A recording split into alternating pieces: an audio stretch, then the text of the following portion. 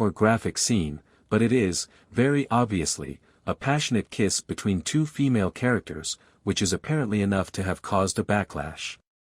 Many of the low-score admittedly small, if often vocal, members of the audience and targeted campaigns aimed at the show, e.g. The Acolytes review bombing on Rotten Tomatoes. So, unfortunately, it isn't a surprise that it's now happened with House of the Dragon. It almost goes without saying, or at least I'd hope, but the ratings say otherwise, but let's do it anyway.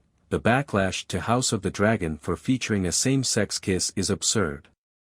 Again, this is not a perfect series, and it is not to say there aren't valid criticisms of the show for how it handles certain characters, storylines, or broad pacing issues. There are absolutely fair complaints. That a kiss between two women happens is not one of them. Rhaenyra and Mysaria's kiss actually makes sense for their characters in the moment. Rhaenyra has been isolated from her husband, and seen her rule questioned. Rhaenyra has always been LGBTQ+, not that it's necessary for this scene. Certainly, there were hints of a romance or attraction between her and Alicent Hightower in their younger years. The idea of a romance between Rhaenyra and Alicent in House of the Dragon has been discussed and supported by those involved in the show. Writer Sarah Hess said there's an element of queerness to it, and Alicent actor Olivia Cooke believes they likely kissed at one point.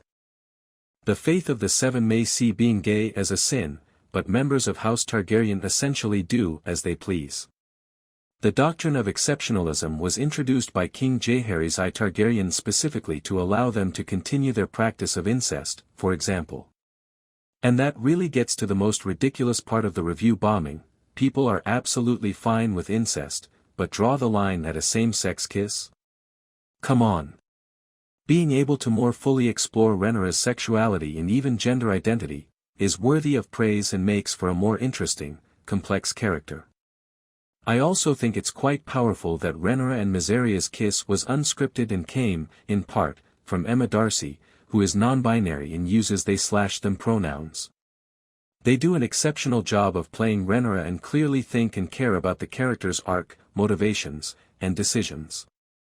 Being able to more fully explore Rhaenyra's sexuality and even gender identity, as the Queen exists as a woman in Westeros who is discussing needing more typically masculine ideas of leadership and strength to succeed, is worthy of praise and makes for a more interesting, complex character.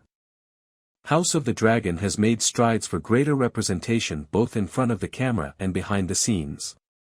It has a much more diverse crew than Game of Thrones did, and more people of color on screen in notable roles, too. For that, and for Rhaenyra and Mysaria's kiss, it should be applauded, even if it can always do more, not review bombed.